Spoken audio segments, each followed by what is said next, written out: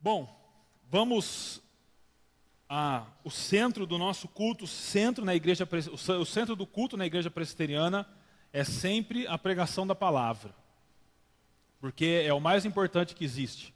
As músicas são importantes, as orações são muito importantes, a comunhão da igreja é muito importante, mas para nós, historicamente, o mais importante de todas as coisas é a palavra de Deus, que é o que nos transforma, e nós vamos para ela.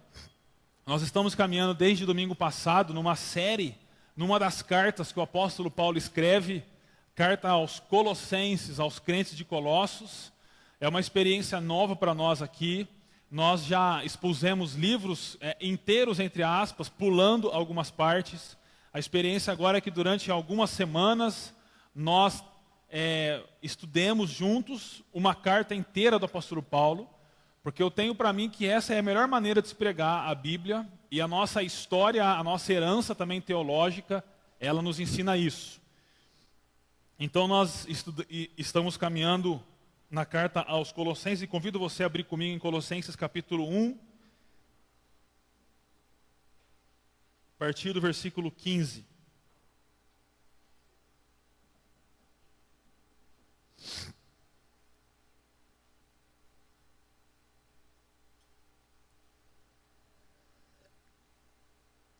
Minha versão é NVI agora para pregação, tá bom? Mas o sentido é o mesmo. Acompanha comigo e fica com a sua Bíblia aberta. Colossenses 1, vamos ler do 15 ao 20. Falando sobre Jesus Cristo. Ele é a imagem do Deus invisível, o primogênito sobre toda a criação, pois nele foram criadas todas as coisas nos céus e na terra, as visíveis e as invisíveis, sejam tronos ou soberanias, poderes ou autoridades, todas as coisas foram criadas por Ele e para Ele. Ele é antes de todas as coisas e nele tudo subsiste. Ele é a cabeça do corpo, que é a igreja, é o princípio e o primogênito dentre os mortos, para que em tudo tenha a supremacia. Pois foi do agrado de Deus que nele habitasse toda a plenitude e por meio dele reconciliasse consigo todas as coisas, tanto as que estão na terra quanto as que estão nos céus, estabelecendo a paz pelo seu sangue derramado na cruz. Mais uma vez uma oração. Senhor, abençoa a tua palavra, a tua mensagem, edifica-nos, saiamos daqui amando mais a Jesus, tendo maior noção e dimensão da grandeza de Jesus Cristo. E eu oro novamente pedindo que se há entre nós alguém que ainda não se rendeu a Jesus, que essa noite isso aconteça. Nós oramos agradecidos em nome dele, por ele e nele. Amém. Irmãos, a pergunta onde está Deus, ou onde nós encontramos Deus, ela caminha com a humanidade desde que a humanidade existe. Todas as pessoas, no fundo, elas querem saber onde está Deus, ou quem é Deus, ou onde nós encontramos Deus. Na verdade, essa é a pergunta até daqueles que dizem que Deus não existe, mas na verdade eles estão procurando um sentido para a vida. Eles estão procurando Deus e muitas respostas ou propostas são apresentadas a essa pergunta. Onde nós encontramos Deus? Às vezes, algumas manifestações religiosas vão dizer que você encontra Deus em você mesmo. Porque dentro de cada ser humano há o que eles chamam de centelha divina. Essa é uma vertente mais do espiritismo. Algumas pessoas vão dizer que você encontra Deus em locais específicos, talvez numa caminhada, numa trilha como a de Santiago de Compostela. Fazendo a trilha você vai encontrar Deus. Alguns propõem que você consegue encontrar Deus em uma cidade, por exemplo, como Meca ou como Jerusalém. Outros ainda vão dizer que você pode encontrar Deus na natureza, porque Deus está em todo lugar. Essa é a ideia do panteísmo. Deus está principalmente na natureza, então você diante de uma árvore, você está diante de Deus. E existem muitas outras propostas que são apresentadas às pessoas que estão procurando Deus. Onde encontramos Deus? O problema em Colossos, que era uma cidade onde estavam os colossenses e para onde Paulo envia essa carta, é porque no fundo eles queriam encontrar Deus. Onde está Deus? Onde nós encontramos Deus? E eles entendiam que Deus estava lá alto no céu, muito distante de nós, de que nós estamos na terra, e de que entre Deus e nós há o que eles chamam de pleroma, ou plenitude. Há um espaço, e nesse espaço, esse espaço ele é composto por entidades espirituais que você deve prestar culto, se relacionar com eles, para então conseguir passar por eles e encontrar Deus. E esse culto a essas entidades, eles eram prestados através de uma vida ascética, de não pode isso, de não pode aquilo, de não pode comer isso, de não pode beber isso, de autoflagelos, de uma experiência mística que eles diziam que só algumas pessoas especiais tinham. Mas no fundo, o que eles queriam era encontrar Deus. E na verdade todos nós temos a necessidade de encontrar Deus. E essa também foi uma necessidade do apóstolo Filipe, sentado à mesa com Jesus, na última ceia. Ele também queria encontrar Deus, e por isso ele pergunta para Jesus: Senhor, mostra-nos o Pai, e isso nos basta. Em outras palavras, Jesus estava dizendo: Senhor, mostra-nos Deus, e isso já nos basta. Mas Jesus dá uma resposta que, quando a gente lê muito rápido, a gente passa os olhos e não dá valor. Mas a resposta que Jesus dá para Filipe é a seguinte: você não me conhece, Filipe, mesmo depois de eu ter estado com vocês tanto tempo? Aí olha o que Jesus fala: quem me vê, vê o Pai. Quem me vê, vê o Pai. O que Jesus está dizendo aqui é o seguinte: você está procurando onde? Deus. Olha para mim e você encontra Deus. Porque a fé cristã entende, crê e anuncia de que Deus é encontrado na pessoa de Jesus. Em Jesus nós encontramos Deus. Nós não encontramos um cara gente boa. Nós não encontramos um profeta, ou um sábio, ou um filósofo, ou um mestre da moral. Nós não encontramos essas pessoas. O que nós encontramos quando olhamos para Jesus é Deus. E não Deus com D minúsculo, mas Deus com D maiúsculo. Porque para nós, Jesus, ele é Deus, e ele é a expressão máxima e a máxima revelação de Deus. E Paulo, na carta aos Colossenses, apresenta esse Jesus aos Colossenses para ensinar e para combater a heresia de Colossos, dizendo: vocês não precisam buscar Deus longe, vocês não precisam prestar cultos a entidades, vocês não precisam ter um monte de práticas, disso não pode, disso pode, isso não pode, não pode. O que vocês precisam é entender de que ao se depararem com Jesus, o Cristo, vocês encontraram Deus. Na verdade, vocês foram encontrados por Deus. E é isso o que o apóstolo Paulo fala nesse hino que nós lemos aqui, que Colossenses capítulo 1, versículos 15 a 20 é um hino. E esse hino, ele é dividido em duas partes. Do versículo 15, a primeira parte do versículo 18, e do restante do versículo 18 ao versículo 20. E duas imagens, ou duas características, ou duas qualidades de Jesus são apresentados nesse hino. Nós temos que lembrar que Paulo está escrevendo aos Colossenses pessoas que queriam encontrar Deus, mas entendiam que havia esse pleroma. Era necessário atravessar esse monte de entidades, de demônios, de espíritos, através de práticas humanas para se encontrar Deus.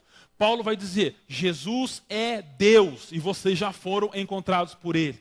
E como é que Paulo faz isso? Em primeiro lugar, Paulo apresenta Jesus como o Criador de todas as coisas. Versículos 15 até o versículo 18. Jesus é o Criador de todas as coisas. E ele faz isso como? Primeiro, afirmando que Jesus é a imagem do Deus invisível. Versículo 15a. Ele é a imagem do Deus invisível.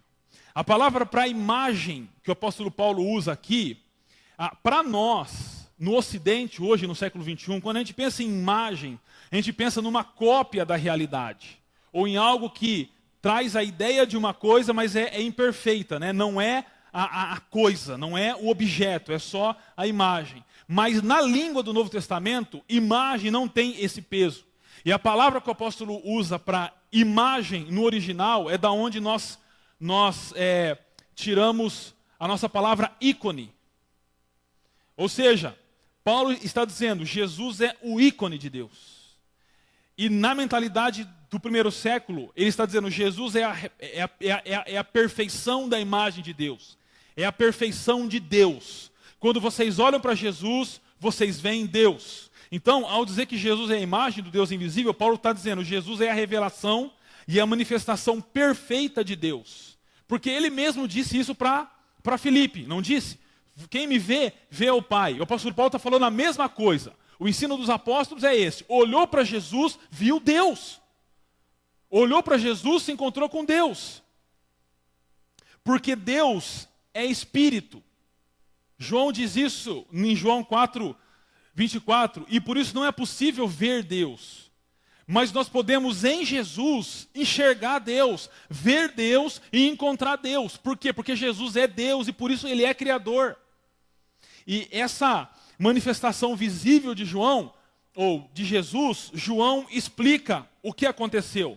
Lá no evangelho dele, naquele trecho que nós lemos, um dos versículos nós lemos, o outro não. Mas João capítulo 1, versículos 14 e 18, ele diz, aquele que é a palavra, que é Jesus, tornou-se carne e viveu entre nós. Vimos a sua glória, a glória como do unigênito do Pai, cheio de graça e de verdade. Ele diz, olha o que ele diz, ninguém jamais viu a Deus, e de fato ninguém jamais viu a Deus. Mas o Deus unigênito, que estava junto ao Pai, o tornou conhecido. Ninguém nunca viu a Deus, mas quando Jesus se manifestou em carne, Deus se tornou visível, porque aquelas pessoas que estiveram olhando para Jesus, que estiveram diante de Jesus, estavam não diante de um homem simples, não diante de um ser humano simples, mas diante de Deus. Sabe o que é você estar diante de Deus? Olhando para Deus, tocando em Deus, ouvindo Deus. Era o que eles estavam fazendo, porque Jesus é a imagem do Deus invisível. O Deus invisível se torna visível na pessoa de Jesus. E é por isso que o mesmo apóstolo João, na epístola dele, ele vai dizer o seguinte, quando ele vai testemunhar para quem ele escreve a respeito de Jesus, ele diz, o que era desde o princípio, o que ouvimos, agora olha o que ele diz, o que nós ouvimos, o que vimos com os nossos olhos, ele dá ênfase, porque você só vê com o olho, você não vê com a mão. Mas ele fala, o que nós vimos com os nossos olhos, e o que contemplamos, não é só ver, mas é contemplar, e o que as nossas mãos apalparam,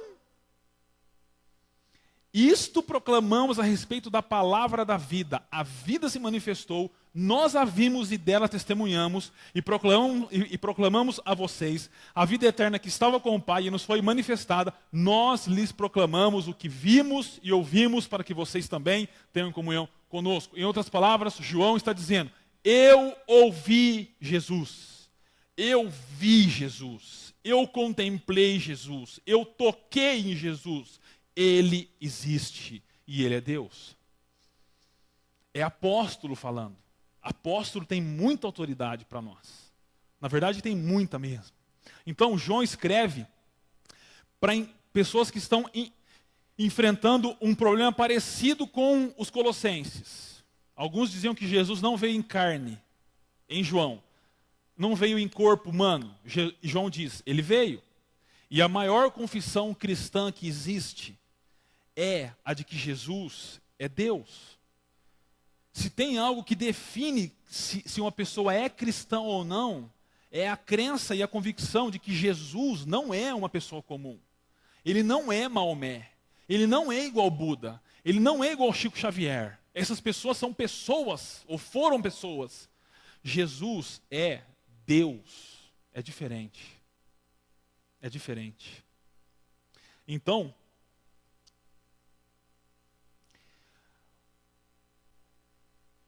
Paulo diz que Jesus ele é o Criador, porque ele é a imagem do Deus invisível. Ele fez com que o Deus invisível se tornasse visível. E pelo fato de Jesus ser Deus, que a morte de Jesus tem o peso que tem para nós. Porque se Jesus não fosse Deus, a morte dele de nada valeria. Como a minha morte por vocês. Se eu morrer por vocês, o que vai valer para vocês? Absolutamente nada, porque é um pecador humano morrendo por pecadores humanos. Mas porque Cristo morreu e Ele é Deus, A morte de Jesus na cruz é simplesmente Deus morrendo por seres humanos. E Jesus é o Criador, e o apóstolo Paulo destaca também, dizendo que ele é o Criador porque ele é o primogênito sobre toda a criação. Quando a gente fala de primogênito, a ideia que dá é de que Jesus ele foi criado por Deus. E aqui tem muitas manifestações religiosas que entendem que esse versículo dá base para crer que Jesus foi criado, então ele não é Deus. Ele é uma criatura especial de Deus. Mas a construção desse texto no original deixa claro, e é por isso que o destaque ali do texto em branco, no fundo preto, diz o seguinte: Jesus é o primogênito sobre toda a criação. A tradução que mais se aproxima do original é essa: Jesus é o primogênito sobre a criação. Ele não é o primogênito da criação. Porque se ele fosse o primogênito da criação, significa que ele foi criado em primeiro lugar e outros foram criados depois. Essa é a crença dos testemunhos de Jeová, por exemplo. Eles acreditam que Jesus foi o primeiro ser criado. Mas não é isso que esse texto diz. Esse texto diz que Jesus é primogênito sobre a criação. E a ideia de primogênito no século I era alguém que era senhor. Alguém que tinha direito sobre tudo, que tinha a herança total de todas as coisas e que tinha domínio sobre tudo. Então, quando fala que Jesus era o primogênito sobre toda a criação, essa é a afirmação de que Jesus é o Senhor sobre tudo. E o Novo Testamento vai dizer que Jesus ele era o unigênito, como nós lemos lá em João, ou seja, filho único. E ele se tornou o primogênito. Por quê? Porque agora nós também somos filhos de Deus, e ele não é mais o filho único de Deus, mas nós também somos filhos de Deus. Então Jesus é o Criador porque ele é o primogênito sobre a criação, ele é o Senhor sobre a criação. Além disso, Jesus ele é o Criador, queridos, porque Jesus é o Criador porque além de ser Criador, ele é o motivo de todas as coisas. Olha bem o versículo 16 da sua Bíblia e perceba como é que ele funciona. Ele começa assim: pois nele foram criadas todas as coisas. E ao final do versículo 16, você encontra: todas as coisas foram criadas por ele e para ele. Então perceba que o versículo abre e fecha com a afirmação: pois nele foram criadas todas as coisas, e ele fecha com a afirmação: todas as coisas foram criadas por ele. Como está aí, começo e o fim. E no meio do versículo, ele diz: todas as coisas nos céus e na terra. Ele faz um contraste entre céu e terra. Ele continua: as visíveis e as invisíveis. Então ele está colocando: Jesus é o Criador de todas as coisas, e no meio vem dos céus e da terra, das coisas visíveis, ou melhor, das invisíveis e das visíveis, e de poderes ou autoridades, e de tronos e soberanias. Ele faz um sanduíche, dizendo que Jesus é o Criador de todas as coisas. Lembra do pleroma que eu mostrei para vocês domingo passado? Essa era a ideia de pleroma: céu, terra, e no meio entidades que por comandarem os astros influenciavam a vida na terra. O que Paulo está dizendo é que Jesus é o Criador de todas essas coisas. E se ele é o Criador de todas essas coisas, ele é Deus. E ele é Senhor sobre tudo. E por isso nós não precisamos ficar presos a coisinhas, a detalhes, a rituais, a pode não pode. Mas simplesmente entender quem Jesus é. Porque tudo isso some. E o que aparece é João, que nós já lemos, hoje nós vamos ler de novo. Ele diz: no princípio era aquele que é a palavra, ele estava com Deus e era Deus. Ele estava com Deus no princípio, aí ele diz: todas as coisas foram feitas por intermédio dele, sem ele nada do que existe teria sido feito. Então, esses versículos deixam claro de que em Jesus tudo foi criado, e tudo foi criado para Jesus. Porque Jesus é o Criador e o motivo de todas as coisas. O motivo de você existir, o motivo de eu existir, o motivo de nós existirmos, de existir o planeta Terra, de existir a galáxia, os outros planetas, as outras galáxias, sabe qual é? É Jesus. Porque para Ele, por Ele e nele foram criadas todas as coisas. Também Jesus é o Criador, porque Jesus ele é antes de todas as coisas. Como diz Paulo no versículo 17, ele diz: Jesus é antes de todas as coisas. Versículo 17, a parte A. Isso significa que Jesus ele é temporal e categoricamente antes de todas as coisas. E aqui o apóstolo Paulo faz uma distinção entre Jesus e as coisas criadas. Isso significa que Jesus sempre existiu. Tem muita gente que no Natal comemora o nascimento de Jesus como se no Natal fosse a data que Jesus passou a existir. Mas não foi. O Natal é a data da encarnação de Jesus, mas Jesus sempre existiu. Jesus sempre existiu porque Ele é Deus.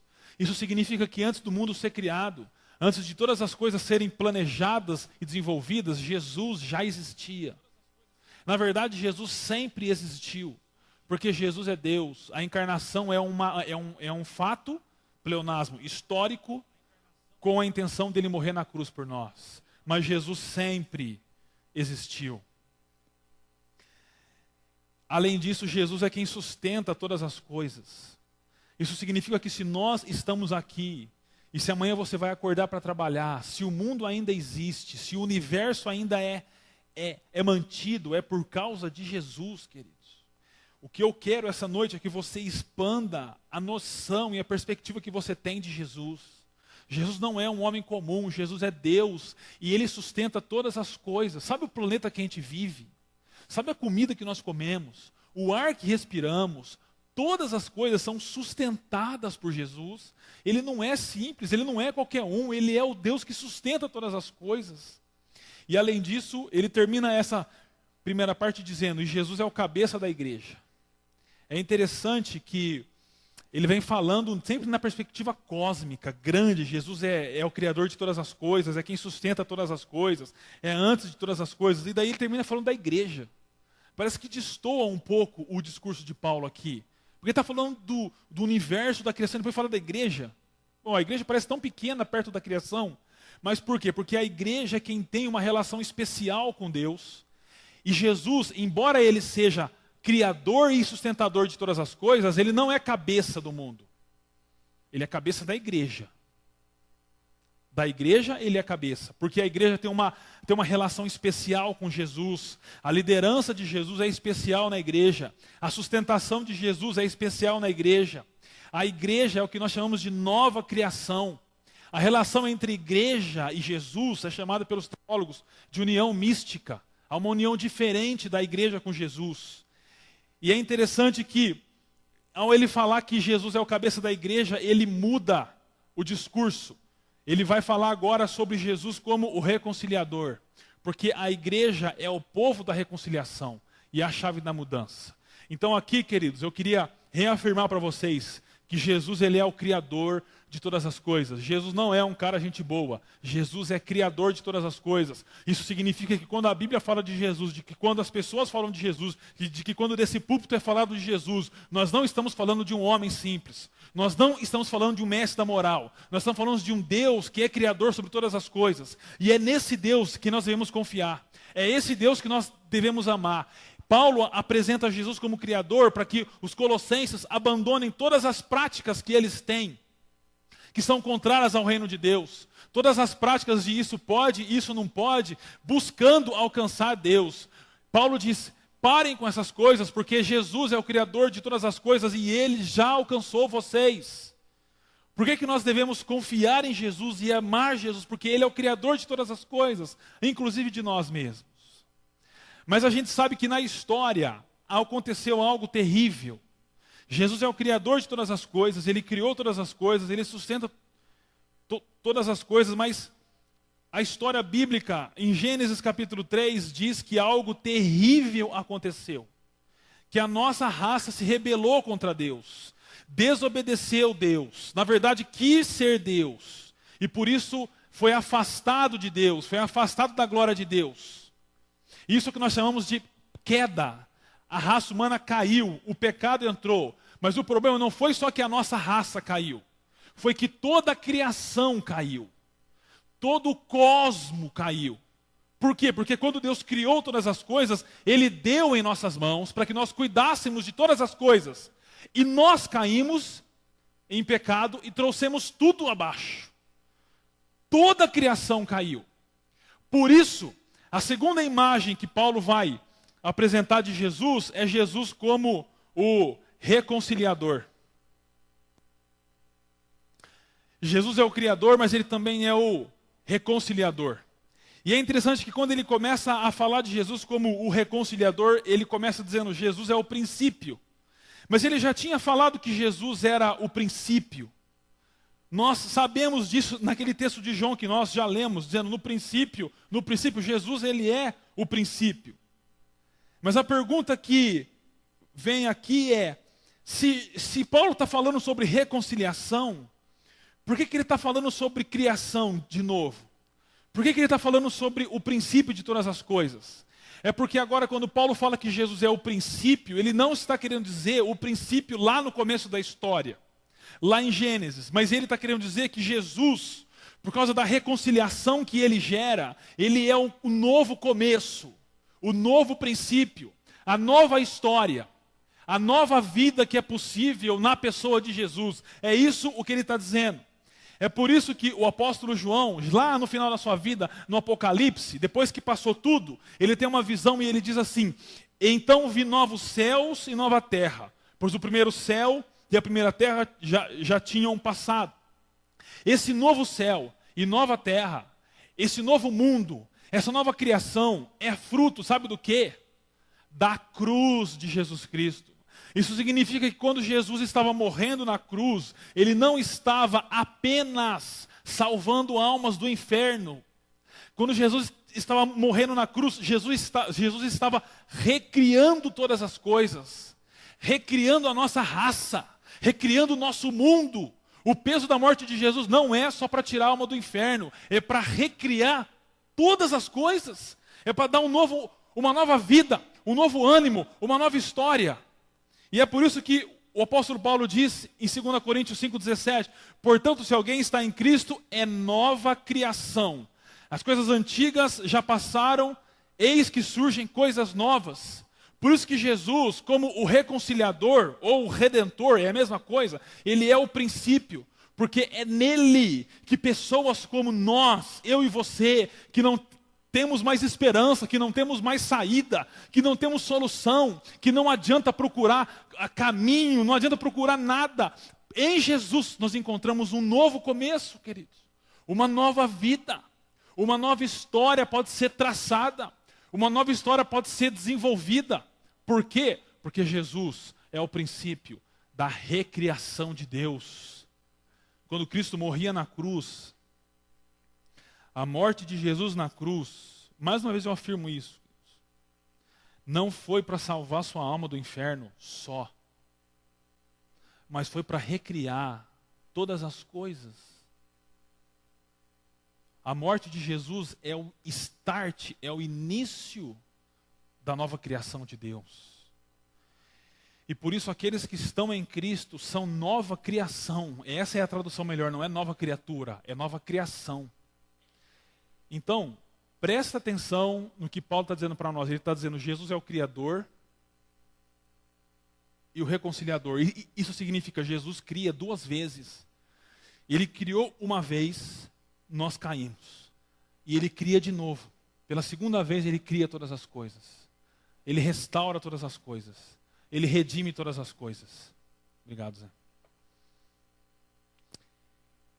E a pergunta é, por que Jesus é um novo início? Porque em Jesus nós temos a esperança de um novo início. É porque Jesus, segundo Paulo, é o primogênito dentre os mortos. É claro que Paulo está fazendo referência aqui à ressurreição final. E Jesus é o primeiro exemplar, com todo respeito falando, é claro, da nova raça, da nova humanidade. Porque quando Ele ressuscitou, pessoas ressuscitaram na Bíblia. No Antigo Testamento tem, no Novo Testamento tem, mas esses que ressuscitaram, eles morreram de novo. Mas a ressurreição de Jesus, não. A ressurreição de Jesus, ela é definitiva. E Jesus, ao ressuscitar, ele surge como o primeiro exemplar, a primeira manifestação da nova criação e da nova humanidade. E é por isso que Jesus recebe toda a supremacia, que diz no final do versículo 18, para que em tudo tenha a supremacia. E além disso, o apóstolo Paulo afirma que Jesus é a plenitude de Deus. Plenitude aqui é aquela palavra aquela palavra que a gente tanto conversa, né? Desde o começo dessa série, domingo passado, do pleroma. Paulo usa essa palavra aqui. E com muita sabedoria, né? O que Paulo está dizendo para os colossenses é o seguinte: todo aquele esquema religioso que vocês têm, de rituais e de cultos às entidades, aos demônios, ao pleroma, sabe? E nós temos tantos rituais assim, queridos. É fácil falar dos espíritas, é fácil falar dos budistas, dos muçulmanos, dos hindus, tem um monte de ritual, mas nós também temos. Nós achamos que só o pastor tal tem oração poderosa. Nós achamos que só na igreja tal a coisa vai acontecer. Nós temos um monte de rituais de pode, não pode, isso não pode. Achando que com isso a gente alcança Deus. O que Paulo está dizendo é o seguinte: você pega tudo isso, essa pleroma, tira do lugar e coloca no lugar dela a plenitude de Deus, que é Jesus. Então vocês não precisam de nada disso. Vocês precisam só de uma pessoa. Vocês precisam só de Jesus. E ponto final. Ah, pastor, mas é aquilo que a gente não pode fazer, ou aquilo que a gente tem que fazer. Essas coisas são importantes, mas essas coisas não nos ligam com Deus. A única coisa que nos conduz a Deus é o próprio Deus, na pessoa de Jesus. E Paulo, ele afirma: Jesus é a plenitude de Deus. Jesus é o que vocês tanto estão procurando. Jesus é quem nos leva a Deus, na verdade, porque Jesus é Deus. Jesus é Deus todo. Cunhei essa expressão. Não sei se vai ajudar. Jesus é Deus todo, ou todo Deus. Então, quando a gente olha para Jesus, a gente não olha para uma parte de Deus. A gente olha para a plenitude de Deus, a essência de Deus. E por quê? Por que Jesus é o primogênito dos mortos, é a plenitude de Deus? Por que nele há um novo começo? Simples e rasteiro, queridos.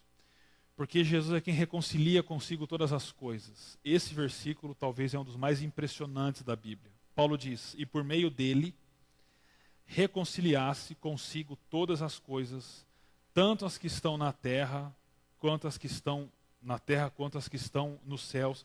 Perceba que é a mesma expressão e o contraste que ele fala quando ele fala da criação. Jesus criou todas as coisas. E ele fala: Jesus agora reconcilia todas as coisas. Na terra quanto as que estão nos céus. Agora, como é que Jesus reconcilia todas as coisas, tanto as que estão na terra quanto as que estão nos céus? É a velha, empoeirada, simples, profunda e misteriosa história de Jesus e de sua cruz. Ele simplesmente fala: estabelecendo a paz pelo seu sangue derramado na cruz. A reconciliação de Deus com a gente é mediante Jesus, que é Deus. E ela se deu quando o sangue precioso do Filho de Deus foi derramado naquela cruz por mim e por você. Isso significa que Jesus criou você e que você, como um ser rebelde, desobediente, quis ser igual a Deus e se afastou de Deus. E por isso viveu ou ainda vive num vazio, perdão da palavra, mas é essa palavra, num vazio desgraçado e miserável, não tem esperança, não tem alegria, não tem motivo para viver. Então Ele que te criou e você se perdeu, Ele morreu na cruz por você para recriar você, para reconciliar você e o Pai.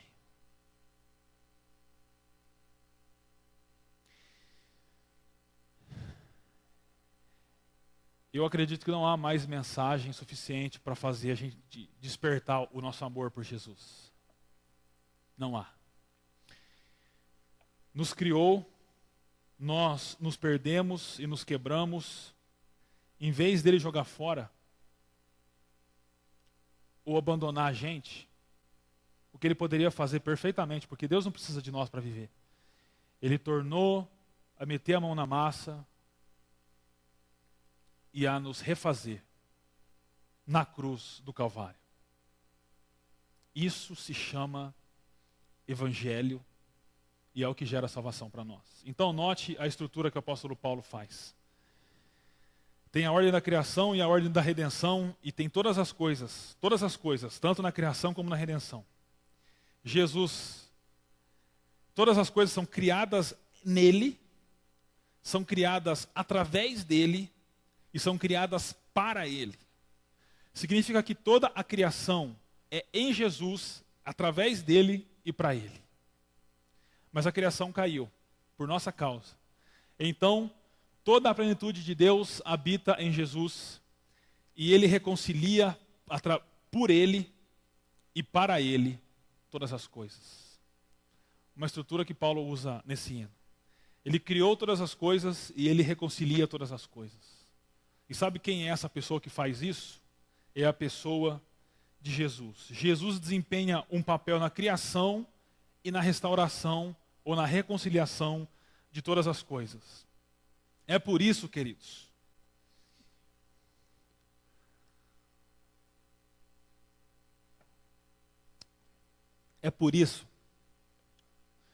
que ouça bem o que eu vou dizer para você. Para se encontrar com Deus, para ser salvo, você não precisa de absolutamente nada e ninguém, a não ser de Jesus Cristo. Depois as coisas se desenvolvem, a igreja é importante, a comunhão, a oração, a palavra de Deus, tudo isso é extremamente importante.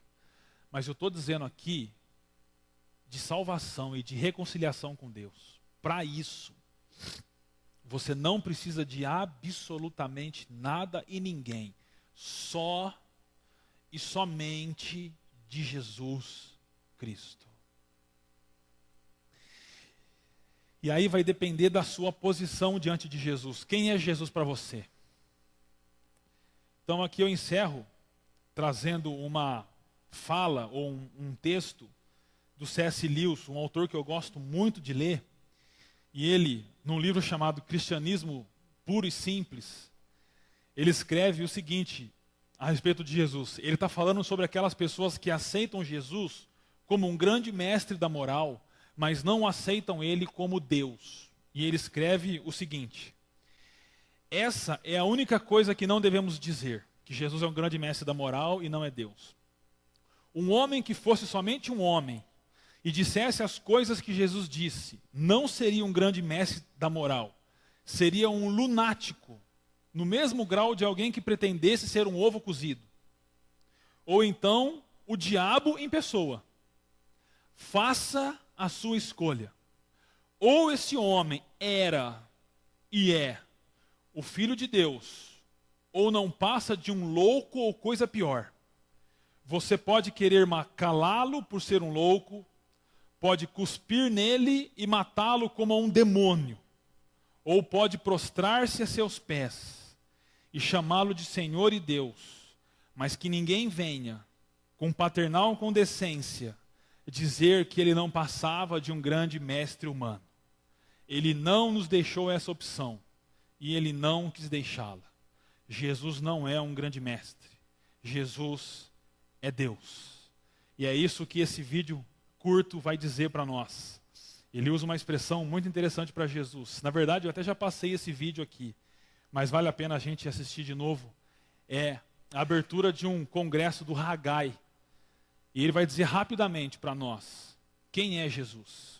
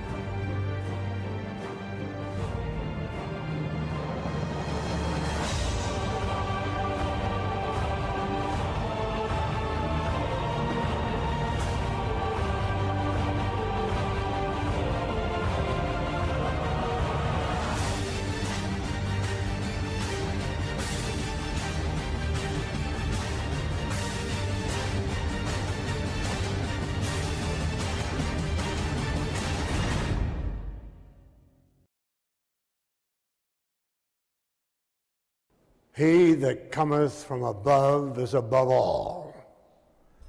Christ, the incomparable. Who is this Christ of whom I speak? No character stepping out on the platform of history can abide in the presence of the incomparable Christ, the heartthrob of history, the diadem of the universe, the fulfillment of prophecy, the Savior of the world. Christ overshadows all. He is the vox humana of all music. He is the line of grace in all sculpture. He is the most exquisite blend of light and shades in all paintings. He is the pinnacle of achievement in every endeavor. To the artist, he is the altogether lovely. To the architect, he is the chief cornerstone. To the astronomer, he is the bright and morning star. To the baker, he is the living bread. To the biologist, he is the life. To the builder, he is the sure foundation. To the carpenter, he is the door. To the doctor, he is the great physician. To the educator, he is the great teacher. To the engineer, he is the new and living way. To the geologist, he is the rock of ages. To the author, he is the living word. To the farmer, the sower, and Lord of the harvest. To the florist, he is the rose of Sharon, the lily of the valley. To the horticulturist, he is a true vine. To the judge, he is the righteous judge of all men. To the journalist, he is the good tidings of great joy. To the philosopher, he is the wisdom of God. To the preacher, he is the word of God. To the statesman, he is the desire of all nations. To the toiler, he is the giver of rest. To the sinner, he is the Lamb of God who taketh away the sin of the world.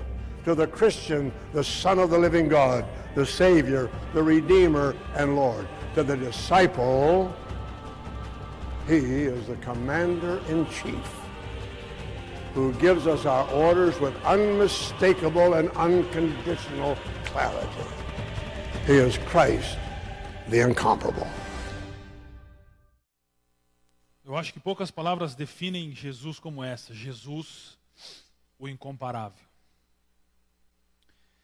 E eu encerro, queridos, lendo o final dessa parte, os versículos 21 e 23, o apóstolo Paulo diz: antes vocês estavam separados de Deus e na mente de vocês eram inimigos por causa do mau procedimento de vocês.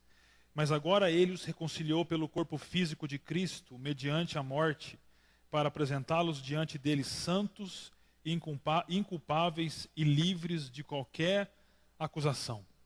Aqui Paulo ele diz como é que era o passado dos colossenses e como é que é o presente.